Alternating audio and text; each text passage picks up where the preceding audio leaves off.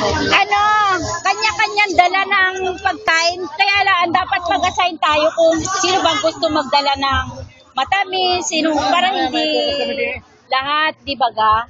Kung sino gusto magdala ng matamis, ng prutas, ng kanin, ng ulam, yung ba yun? Tapos na tayo doon. Oo. Tawag naman ako, sabihin nyo lang. Oo, kung sino ang anong gustong dalahin. Dahil para hindi magka-pari-parihas, di ba ga? Ano, kung kanya-kanya, halimbawa, sino ang tutukahan ng matamis, ikaw magdala ng matamis. Halimbawa kami. Oo, yan, ganyan, group, oo. Oo, isang putahe kami nga, oo, yan. Para ano, para ano. Bunutan. Madaya, bunutan yun.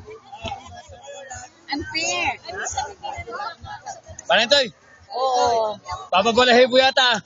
Agapay. Sige. Otol, tigasan mo. Damihan mo. Ano ba yung akin yun? Sige.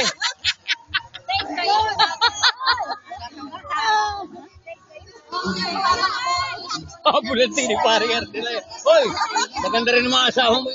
Parang yung pa rin dun.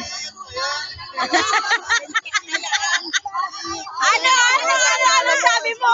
Pusya?